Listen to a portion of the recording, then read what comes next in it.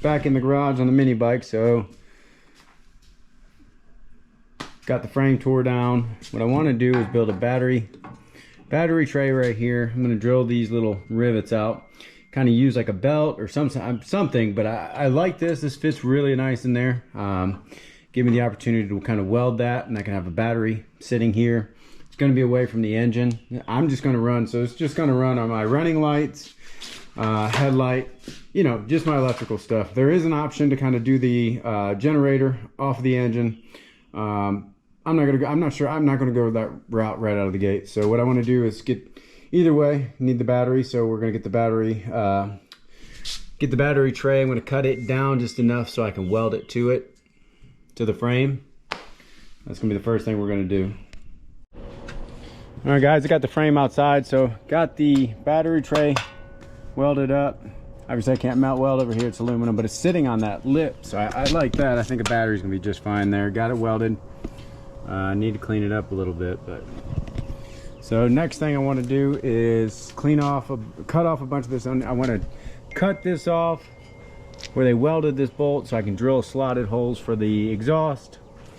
I want to get this bolt off that was temporary, cut off some of this stuff, kind of get rid of all this unnecessary stuff, and then start grinding everything down. It's going to be painstakingly slow, but I do want to get everything grinded down so I can start body filling it, just make it look decent, you know, before we paint it. Probably not going to film too much of that. It's kind of boring. I'll do an update here and there, just kind of give you an idea of what's going down. So yeah, that's pretty much it. I want to get this thing ready for paint. I want to do a quick update. So I've been out here, like we said, cleaning, grinding. Sun's going down, but I did get the Bondo on, and I'm starting to kind of sand it out. Now I know two different tube size, right? So my goal is to make it look better. That's all. I mean, I want to make it look smooth, get rid of the, you know, hide the junky welds, really clean it up. You know, that's my goal. I'm not trying to, you know, this feather's in really nice. I mean, it's coming out. It's actually coming out pretty good. I'm surprised. I'm probably gonna do another glaze over it, but I've got to do some hand work, kind of feather this, but I think I'm going to be able to smooth this down where it's got a real nice smooth taper. That's my goal. That's exactly what I want. Kind of hide all of this ugly stuff. Again, it's a mini chopper. It's not a Harley Davidson or custom, you know, $40,000 motorcycle. So I'm going to leave it, kind of end the video, and we will be back in the morning. All right, day 2. So yeah, this stuff dried out really good. I still got to fine sand it.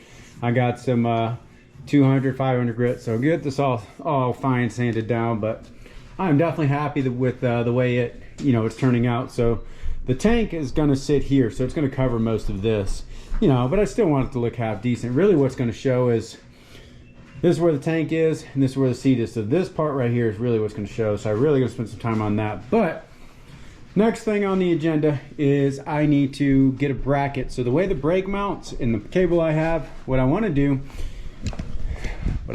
is create a bracket, an adjustable. So it's disc brakes, but what I want to do is drill a hole here. I'm going to clean all this up, make a threaded piece in here, boom. So this threads, oh, hard to see. Oh gosh, hold on. So this threads in there, so I can also adjust the brakes a little bit. So I have a little more adjustability on the disc brakes. I'm going to weld this to the frame. That's going to put my brake cable kind of more in line. Before it was such a harsh angle and it just wasn't grabbing right. So that's what I'm going to do next, is work on this. I'm going to get it drilled, threaded, and welded. So I got my hole drilled and it's the right diameter. So what I got to do now is I've got a tap and die set. And I'm going to find the right thread pitch and all of that, and basically I'm going to make this work. Put this in there, we're going to drill it out, and hopefully be able to, yep, that looks about right. Get the right threads, drill it out, put the threads, and weld it to the frame.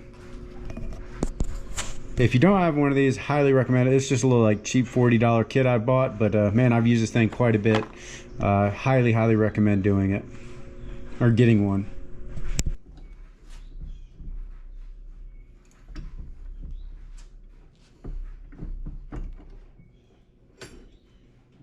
leverage on it here.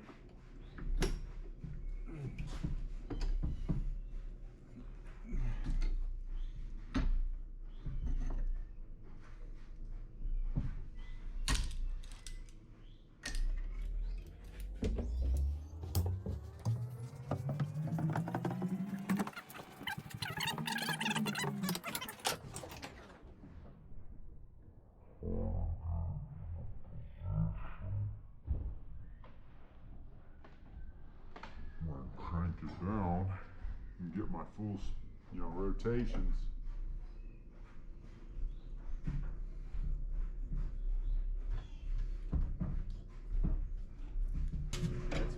All right, so we're fine tuning, sanding by hand. My main priority really is going to be this corner right, or like this transition right here where the seat isn't going to hide. Obviously I want it all to look great, but really of all the things, this is where it's gonna show the most. So I just didn't want such a hard transition, those bad, kind of rough welds. So what I'm trying to do is just sand it down, make a decent transition.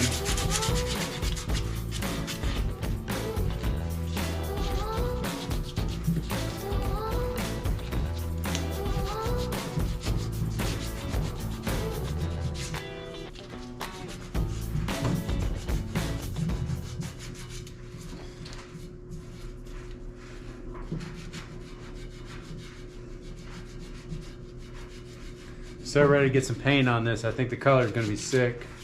Kind of going back and forth between green and gray.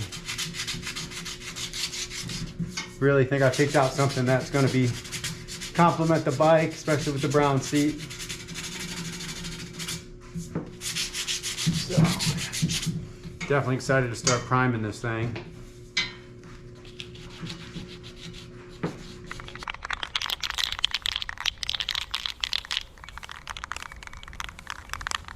All right, guys, gonna get some primer on her just to kind of get a base of what we've got. It's beautiful out today. Nice to have some decent weather. So, really want to get some paint on this thing.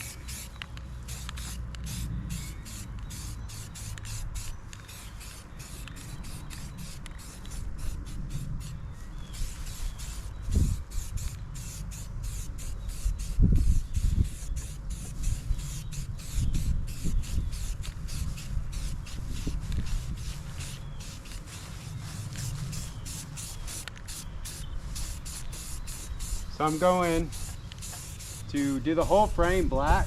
I just want a gloss black frame. I'm using a 2K clear with the hardener in it. Bought it off Amazon. The stuff's great. I've used it before. Highly recommend it. I'm going to use it on the tank and the frame. Should have enough to do everything I need it to do. That stuff is super good when it comes to like gasoline spills and that sort of thing. So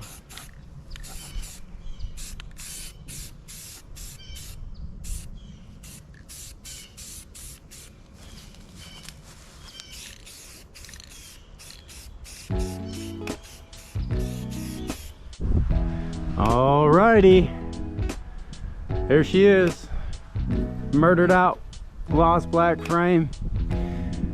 Can't wait to show you. So here is the color.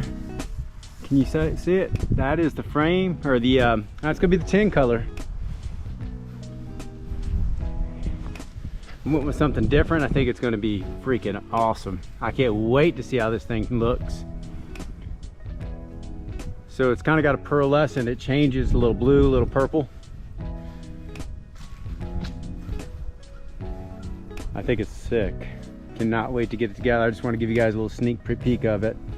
If you guys are interested, so it's actually, this is what I got. It's like a it was blue, has blue cap, so it shifts colors. So I think it's gonna be sick. It says apply over a blue base coat, or a black base coat, sorry. I went with the prime because I wanted more of a purple. I wanted that purple look. I think it's gonna be sick. It's my bootleg, it's where I'm painting. I've got a car in there that I can't get out, or I was gonna turn that into my paint booth for the day, but it's all right. It's a beautiful day, really hardening up, getting this stuff going. So frame looks good. I mean, it is what it is. Again, we've talked about kind of some of those defects in the frame. I'm happy with it. All right, guys, so this is the 2K clear that I was talking about. So this is not your 2K from Walmart. This has a button that you press in the bottom. This has hardener in it, so this is going to be like an automotive clear coat. It's going to prevent if you spill, it's going to prevent spilling gas, running the paint, scratches, nicks, that sort of thing. So it's going to harden up. So this stuff, I think I paid 20 something dollars off Amazon. You can get like 2 for $39 or something like that, somewhere around there. Highly recommend it. There's a ton of reviews on this on YouTube. If you're going to do something, this is the way to go. I'm painting, obviously I don't have a ventilator on when I'm spray painting. I'd highly recommend it. Don't do as I do as I say. But with this, you're going to want to wear it. So I am going to put on my painter's mask that I use when I'm spraying inside houses, because it is super toxic. So what you do is you put the red button in, shake it, spray the bite, spray whatever you're spraying. It's got a shelf time after you put the hardener. It's like 3 days. After that, it's toast. So you're going to want to get everything ready for clear coat before you do it. If not, you've only got just a couple days. This is the way to go for any DIY paint projects that you want to last. Have a nice glossy coat. What's up, guys? Welcome back to Mule Garage. We are back finally at the install process of this build. So got everything painted as you've seen in this video. So now we're going to start putting everything back together. I can't say enough how excited I am. The color just really turned out great. The video doesn't do it justice. It's kind of got a purple blue flip-flop. Just a super unique color. I love it. It came out really good. Definitely excited to see how it's going to look on this gloss black frame. So what we're going to do today is start putting this thing together. Really start buttoning it up and see what we've created. I'm very excited. We got to get the bars on. It's going to be new bars. Bunch of new stuff. It's awesome. Super excited. So thanks for watching. Hang tight. Please like, subscribe, and share. All right, so we got the handlebars drilled out. Of course, it's gonna be right in my camera. No, why wouldn't it be? The handlebars drilled out. Here we go. So far, it looks pretty good. The birds are chirping today.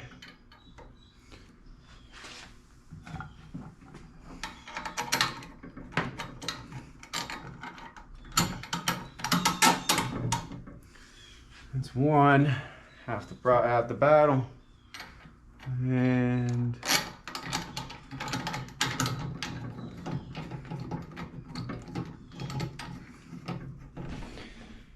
all right, so we got the engine mounted up. So a little hack, I guess you will, or a trick. So I've got the plate is slotted so the engine can obviously slide back and forth, or front to back, to tighten the chain. If you're like me, so some mini bikes have the adjusters on the back. This does not. It's dead set. Bolt goes through the frame. That's how it is. So you have to slide the engine in order to tighten the chain. Obviously, we're going to have a chain roller, but with how long this chain is, I've tried it many different ways, and you got to have it pretty tight with the roller. So what I did, working by myself, is I got all my bolts in, pretty much not snugged up, tight enough where when a couple cranks and it'll be tightened. So put the ratchet strap on it, pulled it, made sure that, I had a good tension, everything rolls nice. Tightened up my engine bolts, boom. So now I can remove the ratchet strap, my engine's where it needs to be, and everything is good to go. So if you're working by yourself and you kind of have the same setup, it's an option. Little update, progress. So we've got it pretty much together, to be honest. Seats attached, tank, or you have seat, tank, engines in, chain roller. everything's in, so. Oh, sorry. Got stuck in my own thoughts here. Got everything in. Handlebars really, so I rewired. Rewired the on and off switch to be up on the handlebar. Did a custom harness for that.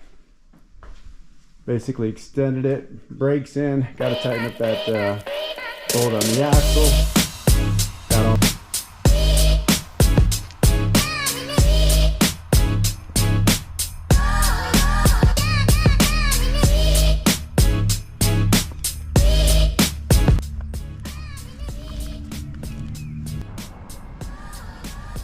All right, guys, here it is. Finally got the mini chop all together, painted up. As you can tell, it's got a nice color flip-flop to it. It's got a pearlescent blue, purple kind of flip. Got it cleaned up.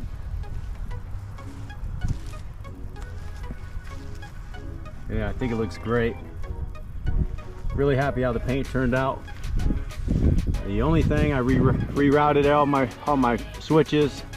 I just got to get the battery in and get the light and everything wired up for the switch. So I've already got, I'm going to put my battery down here. Battery's going to sit in here, be braced in. I'm going to put my switch over here. Switches are going to be here. It's going to be sweet.